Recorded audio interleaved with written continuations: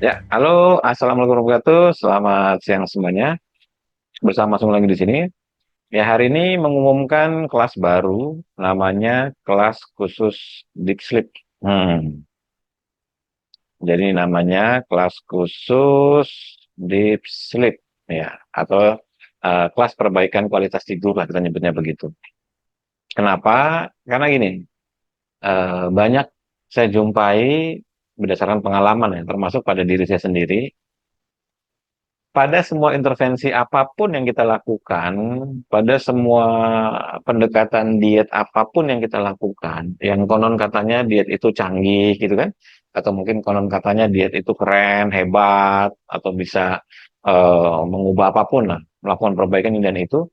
Tapi jika tidak dibarengi dengan kualitas tidur, maka itu percuma tuh. Ya memang ada manfaat, tapi tidak begitu manfaat banget. Bahkan di beberapa eh, teknik diet tertentu itu disarankan, misalnya katakanlah konsep intermittent fasting atau puasa ya, yang terintegrasi dengan diet tersebut.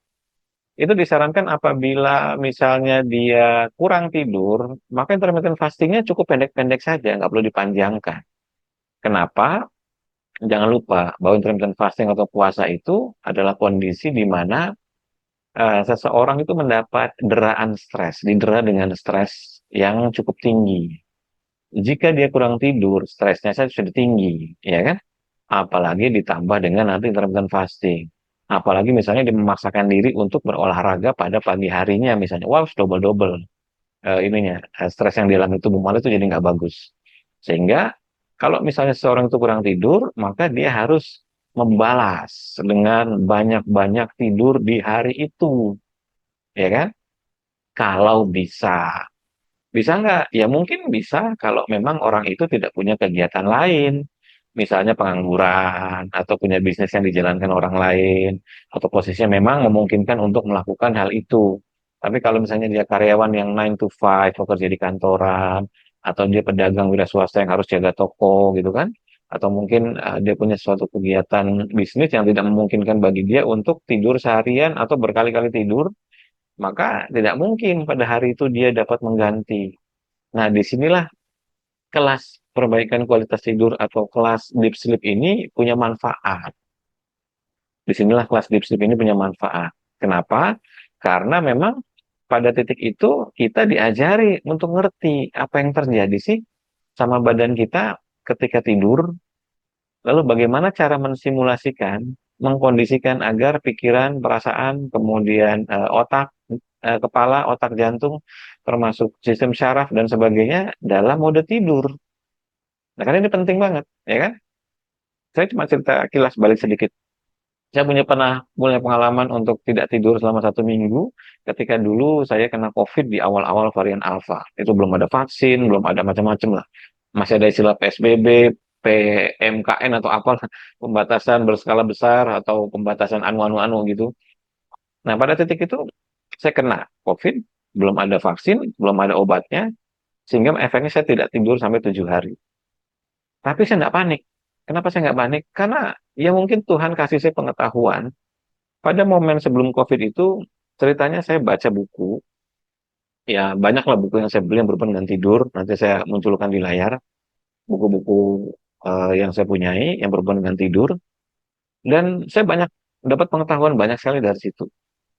Nah, ketika pengetahuan itu datang kepada saya, maka biasanya Tuhan uji. Maka biasanya Tuhan uji dengan kamu belajar ilmu tidur, kamu tak bikin nggak bisa tidur. Ayo, ilmu bisa dipakai nggak? Oh, kira-kira begitu tuh. Makanya sering saya bilang, ujian bagi seorang motivator itu adalah nasihat-nasihatnya sendiri. Ujian bagi seorang ahli napas adalah ya ujian terhadap paru-parunya, terhadap napasnya, ilmu napasnya sendiri. Ujian terhadap mereka yang belajar ilmu tentang tidur, yang mungkin barangkali dianggap menguasai adalah dikasih ujian untuk tidak bisa tidur. Ayo terapkan. Jadi saya terapkan betul. Jadi selama dari mulai jam 8, jam 9 atau jam 10 malam itu, saya sudah diranjang pada era itu ya. Saya tidak bisa tidur sama sekali, sejam saya perhatikan badan saya mungkin masih tinggi, saya ukur pakai HRV segala macam, simpatiknya masih tinggi. Lalu saya kendorkan, saya lakukan teknik-teknik dan sebagainya, gagal. Nggak bisa tidur tetap tuh. Tapi paling tidak, pada hari itu saya melakukan upaya-upaya untuk memperkecil batas antara simpatik parasimpatik. Karena orang kalau nggak tidur itu pasti simpatik overdrive istilahnya. Jadi simpatik itu naik tinggi, parasimpatiknya turun. Nah, saya berusaha memperkecil gap antara simpatik parasimpatik itu dengan cara menaikkan parasimpatiknya terus-menerus, sehingga gapnya tidak terlalu jauh. Efeknya, pagi harinya saya tidak merasa brain fog, saya tidak merasa lemah letih lesu, saya bisa beraktivitas seperti biasa, jalannya tidak ngambang, dan sejenis itu. Padahal kalau orang nggak tidur normal itu, pasti jalannya rasanya ngambang, brain fog, nggak bisa fokus, nguap-nguap, rasanya lemah letih lesu, tidak bertenaga, dan sebagainya. Tapi alhamdulillah pada era itu saya tidak mengalami semua gejala-gejala yang dialami orang yang tidak tidur. Besoknya saya lakukan lagi, besoknya saya lakukan lagi. Jadi memperkecil gap. Nah, dengan cara memperkecil gap ini, pada akhirnya kemudian itu menyelamatkan saya dari kondisi tidak tidur selama berhari-hari. Waktu itu 7 hari. Nah, beberapa hari setelah kemudian saya nggak bisa tidur, datang WA dari salah satu teman di grup ketofastosis yang bilang bahwa temannya tidak tidur 1 minggu meninggal pada era itu. Ya, walau alam. Ya, intinya adalah bahwa ketika kita dapat pengetahuan, kita memiliki pengetahuan, maka pengetahuan itu akan menjaga kita. Pengetahuan itu akan merawat kita. Jika kita mau saja belajar pengetahuan itu dari pengalaman orang, misalnya dari teknik-teknik yang memang proven, maka mudah-mudahan. Jadi sekali lagi mudah-mudahan pengetahuan itu akan menjaga kita, memberikan kita banyak kebaikan dan sebagai jalan keselamatan atau jalan penyelamat dari situasi yang mengancam nyawa. Karena jangan disepelekan, nggak bisa tidur. Jangan disepelekan, apalagi bagi yang sudah berumur. Nature-nya bagi orang yang sudah berumur itu memang susah tidur. Kenapa? Karena biasanya melatoninnya sudah rendah produksinya, kortisolnya mulai tinggi, banyak pikiran dan sebagainya. Apalagi umur makin bertambah, lingkar pertemanan makin sedikit, biasanya memang tidak banyak temannya begitu. Sehingga dia akan merasa penyendiri, anaknya mungkin jauh atau mungkin tidak dekat dengan anak-anaknya. Wah, itu makin makin bertambah lah masalahnya. Lingkungan juga mungkin tidak mendukung. Maka kalau tidak secepatnya untuk dilatih, bagaimana mengkondisikan otak kepala, bagaimana mengkondisikan otak jantung, bagaimana mengkondisikan syaraf raga ini untuk bisa memperkecil gap antara simpatik parasimpatik pada saat malam itu, untuk memperkecil gap bagaimana kortisol dengan melatonin, kortisol melatonin itu seperti timbangan, seperti timbangan. Jadi kalau melatonin tinggi, kortisolnya pasti rendah. Kalau kortisolnya tinggi, melatonin juga pasti rendah. Ini seperti timbangan. Memperkecil gap supaya melatoninnya menang. Bukan dengan cara minum suplemen melatonin, tapi dengan teknik-teknik yang memang proven by science meningkatkan melatonin. Dengan teknik-teknik yang proven by science meningkatkan parasimpatik.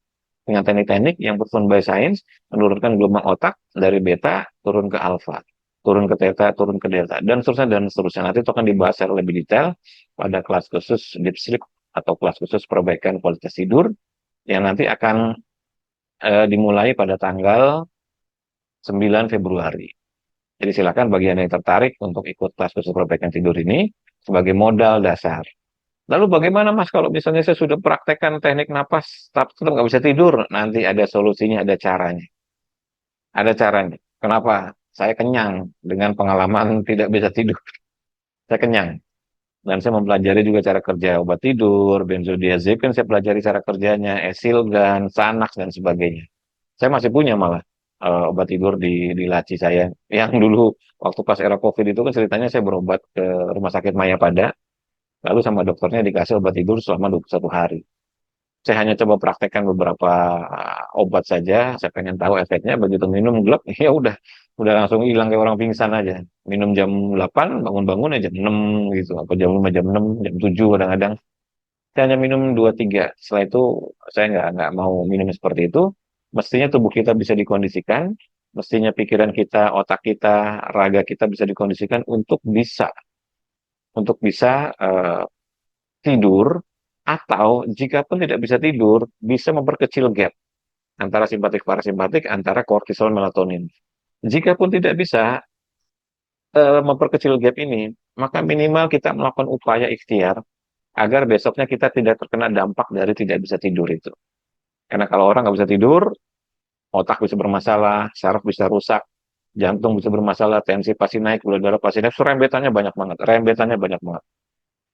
Nah, Sampai ketemu di kelas khusus Deep Sleep atau kelas khusus perbaikan kualitas tidur. Pada tanggal 9 Februari kita akan mulai. Saya Mas Gunggung, Assalamualaikum warahmatullahi wabarakatuh. Selamat siang semuanya.